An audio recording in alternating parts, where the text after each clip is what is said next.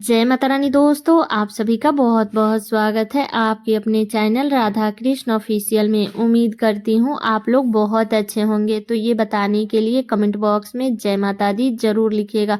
तो चलिए दोस्तों, आज हम इस वीडियो में पौष मास के 20वें अध्याय की कथा सुनेंगे। तो आप लोग कथा पूरा जरूर सुनिएगा और कथा सुनने के बाद वीडियो को लाइक और चैनल को सब्सक्राइब जरूर कर दीजिएगा। तो चलिए सुनते हैं आज की रोचक कथा। रामायण में गिलहरी की कहानी काफी प्रसिद्ध है। देवी सीता को हरण करके रावण उन्हें लंका ले गया तो हनुमान जी समुद्र लांघ करके लंका गए और माता सीता का पता लगाकर लौटे। तब भगवान श्री राम माता सीता को रावण के कैद से छुड़ाने के लिए अविलंब लंका जाना चाहते थे। एक बाधा थी कि लंका चारों ओर से पानी से घिरा था। समुद्र पर नाल नील की अगुवाई में सेतु का निर्माण होने लगा। सेतु बनाने के लिए पूरी सेना पत्थर पर भगवान श्री राम का नाम लिखकर समुद्र में डालती थी। पत्थरों पर भगवान श्री राम का नाम लिखने से वह समुद्र में डूबने के बजाय तैरने लगते थे। यह देख करके सभी बानर खुश हो जाते थे और तेजी से पुल बनाने के लिए समुद्र में पत्थर डालने लगते।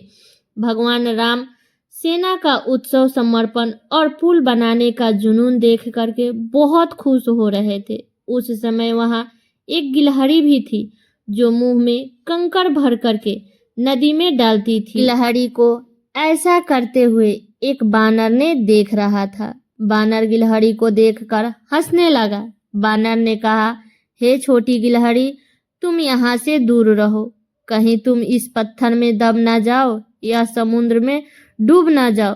तुम बेकार में ये सब कर रही हो, इसकी कोई जरूरत नहीं है, चलो भागो यहाँ से। यह सुनकर अन्य बानर भी गिलहरी का मजाक उड़ाने लगे। ऐसी बातों को सुनकर गिलहरी बहुत दुखी हो गई। प्रभु राम दूर से यह सब देख रहे थे। गिलहरी की नजर भगवान राम पर पड़ी और वह रोते हुए उनके पास आई। परेशान गिलहरी ने श्री राम से बानरों की शिकायत की।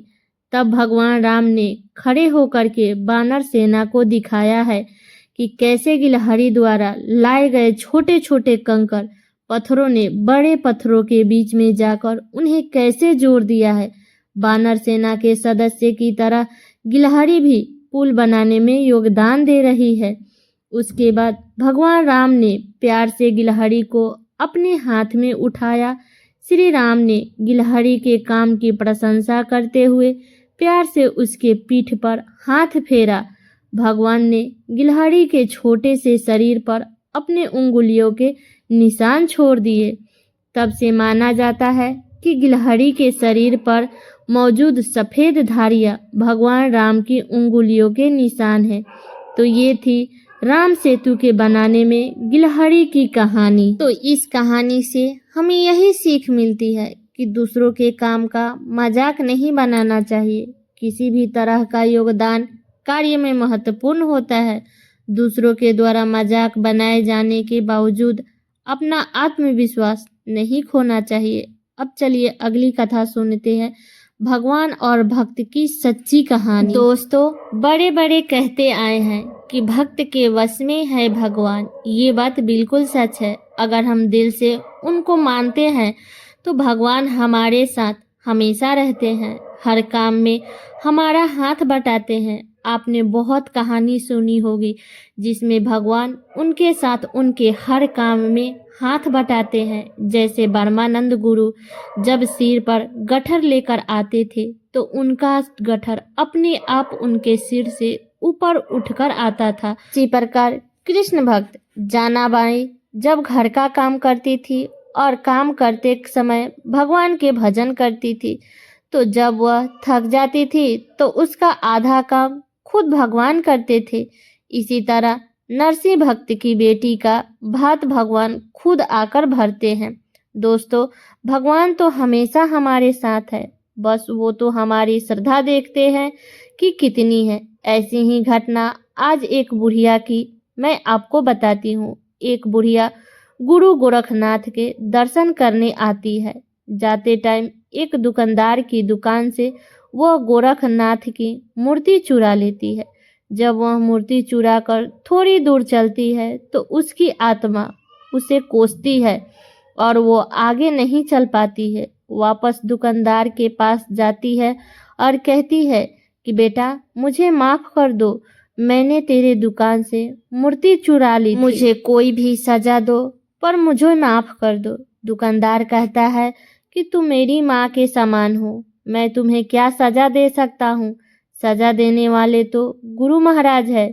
जब तुम ये मूर्ति चुरा कर ले गई थी तो तुम्हारा बटुआ यहीं पे रह गया था जिसमें 2000 रुपए थे। उनकी कृपा हो तो कोई किसी का कुछ नहीं बिगाड़ सकता। इसके बाद बूढ़ी माँ कहती है कि मैं ये पैसा तुझसे नहीं लूँगी, ये पैसा तेरे हैं।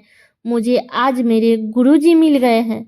वे बहुत खुश होती है और घर चली जाती है। वे हर रोज़ खाना खाने से पहले गोरखनाथ को खाना खिलाती है, नहलाती है, कपड़ा बदलती है और हर रोज़ ऐसे ही पूजा करती है। एक दिन वह बीमार हो जाती है और अपनी बहू को गुरु की सेवा करने को कहती है। उसके बाद उसकी बहू के हाथ से मूर्ति छूट जाती है तो बुढ़िया माँ रोने लगती है और जिद करने लगती है कि डॉक्टर को बुलाकर लेकर आओ, गुरु को चोट लग गई है। जब वह बहुत समझाने के बाद भी नहीं मानती है तो उसका वहम खत्म करने के लिए उसका बेटा डॉक्टर बुलाकर लाता है। डॉक्टर आता है और जब बुढ़िया की वहम मिटाने के लिए मशीन लगाकर देखता है तो मूर्ति के दिल धड़कने लगता है। डॉक्टर बहुत घबरा जाता है और बार बार मशीन लगा करके देखता है, तब भी ऐसे ही धक धक की आवाज़ आती है। डॉक्टर बहुत घबरा जाता है और बूढ़ी माँ के चरणों में पड़ जाता है। तो दोस्तों, सच्ची भक्ति हो तो अपने भक्त की लाज बचाने के लिए भगवान जरूर आते हैं। तो ऐसा ही रोचक कहानियाँ सुनने के लिए आप लोग मेरे वीडियो को लाइक और चैनल को सब्सक्राइब जरूर कर दीजिएगा। तो चलिए दोस्तों, ये कहानी मेरी यहीं तक का था। कैसा लगा ये कहानी आप लोग कमेंट करके ज़रूर बताइएगा। चैनल पे नए आए हैं तो सब्सक्राइब कर लीजिएगा, बेल आइकन को प्रेस कर दीजिएगा जिससे मेरे वीडियो का नए नोटिफिकेशन आप सभी के पास में सबसे पहले पहुंचे। और वीडियो को लाइक कर दीजिएगा क्योंकि आपके एक लाइक से मुझे बहुत ही मोटिवेशन मिलता है। इसलिए वीडियो को लाइक कर दीजिएगा और वीडियो को शेयर कर दीजिएगा ताकि हर कोई इस कहानी को सुन सके। तो चलिए दोस्तों, मिलती हूँ अगले वीडियो में किसी नए वीडियो के साथ में। तब तक के लिए नमस्कार।